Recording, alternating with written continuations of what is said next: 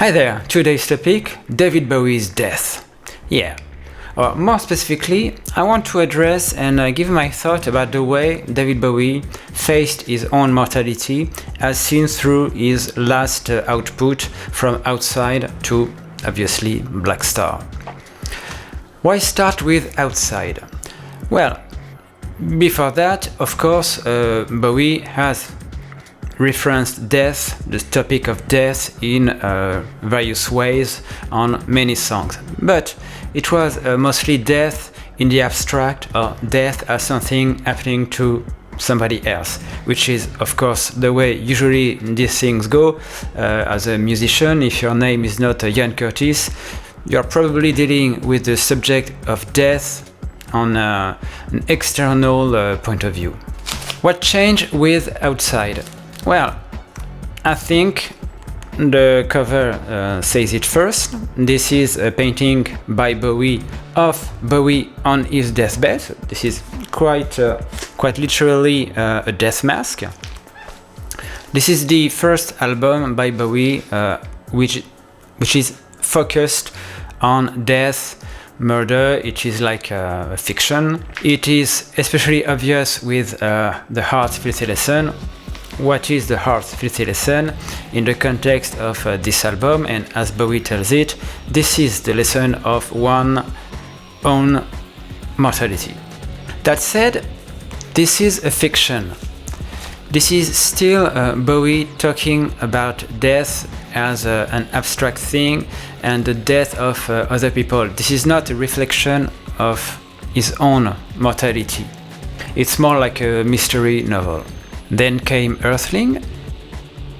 In a way, this is like the opposite to Outside in that it's a much more dance-oriented album with a very rock, pop, electro feel. This is also the time when Bowie turned 50 and he did his birthday gig with lots of guests. Those were the days when Bowie in one way was acknowledging that he was getting older, but on the other went to great lengths not to look old. If you look at the concerts from this era, if you look at the music videos, he was trying very hard and pretty much succeeding in looking way younger than 50. On the other hand, I actually saw Bowie on the Earthling tour back in 97.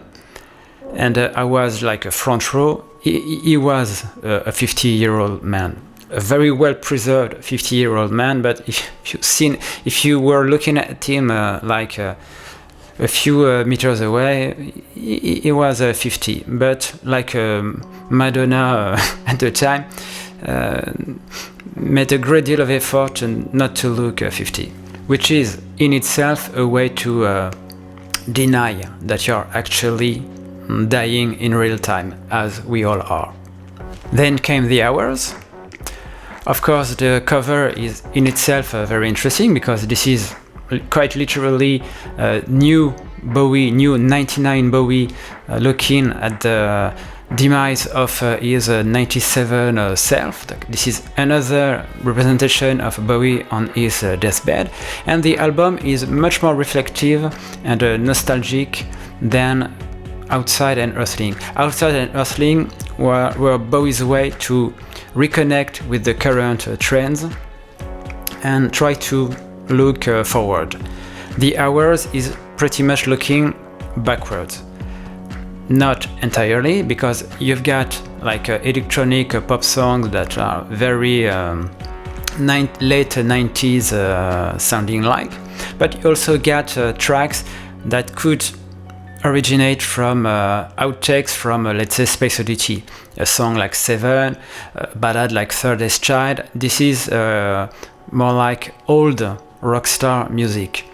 When Bowie released Earthling, there were a lot of complaints, like for instance from the British press, that Bowie was trying to ape the youngsters doing drum and bass and stuff, and that he was not putting out music that you're supposed to put out when you're an aging rock star like he was. I thought that was total bullshit, by the way. So this is like a best of songs that Bowie could have done in his past, but didn't. And the overall atmosphere is a lot more moodier, nostalgic than Outside and Earthling. This is really a first step into acknowledging that you are actually getting old, advancing slowly towards your own death. Then came Ethan. More of the same, I think, thematically, in that this is, unlike Earthling, the kind of album that if you listen to the media and the music press, this is the kind of album that you are supposed to pull out when you are an old rock star. This is very dignified, not very experimental, these are very classy songs. This also has a very bittersweet tone. But then came the relapse.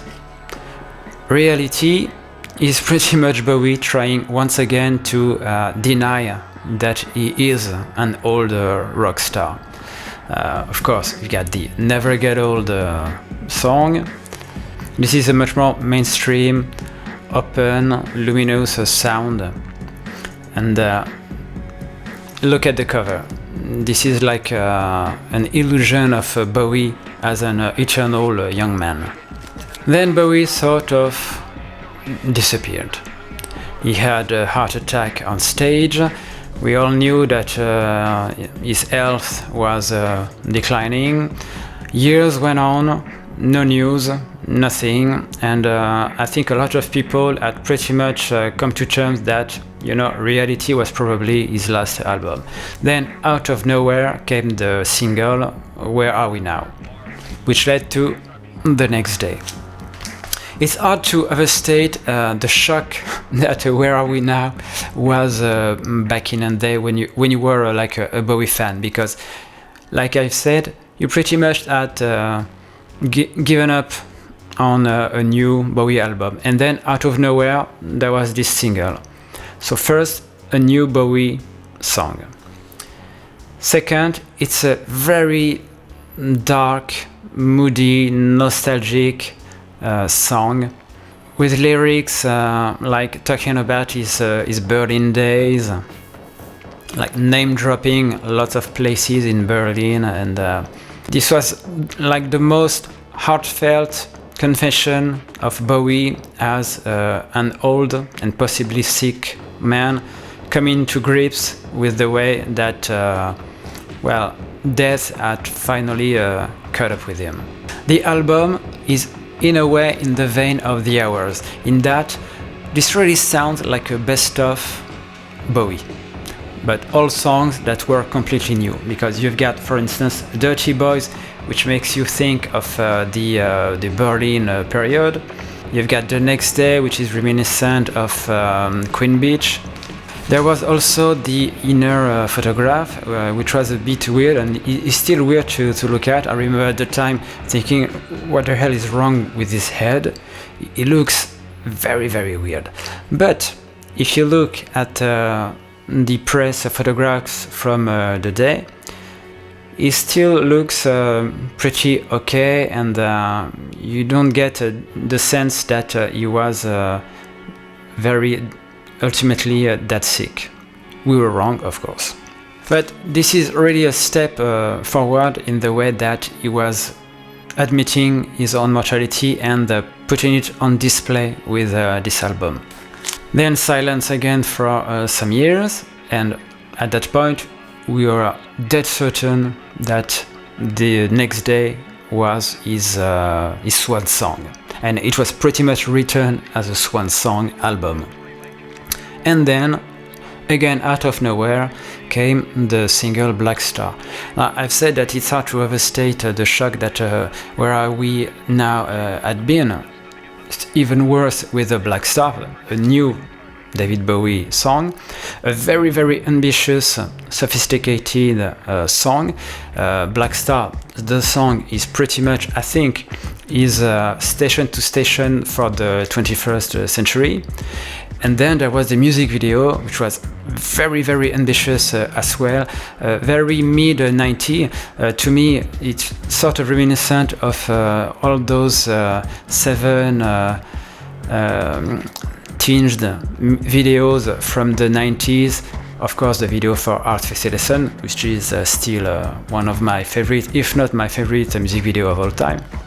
This is, to me, the first time that Bowie had looked like the human being he actually was. To me, this was really Bowie as his most honest in a way. Not that he was lying before, but in the way that this is me, like Iggy Pop today on stage, who could hide that he's an aging man and is not in the shape that he was 20 years ago. But he's still doing his stuff and going around half naked because, you know, this is me, this is what I do. If you think about the music video to Lazarus, this Bowie is not playing games anymore. Now he's staging his own image as always and refurbishing costumes from the station to station days. But you know, doesn't get any more real than a Bowie quite literally on an hospital bed, looking increasingly old and sick. The whole album has this vibe. If the next day was his swan song, this is pretty much his death song. And it closes with I Can't Give Everything Away, which is to me like the ultimate nostalgia song. It reminds me of These Are the Days of Our Lives by Queen, which is at its heart a song about old times and the passage of time. But when Freddie Mercury sings it and when he performs it on the music video, you get a sense that this is not like nostalgia in the abstract. This is a reflection of what is actually happening to me, Freddie Mercury. So that's why I think that the whole arc of Bowie from outside to Blackstar is very interesting and very moving in the way that it went from theater. Outside is a lot of like the theater of murder and death, to one of the most direct and heartfelt work about what it is to acknowledge in real time that you are actually dying like we are. Anyway, that's it for today. Please like and subscribe if you want more of this. See you next time.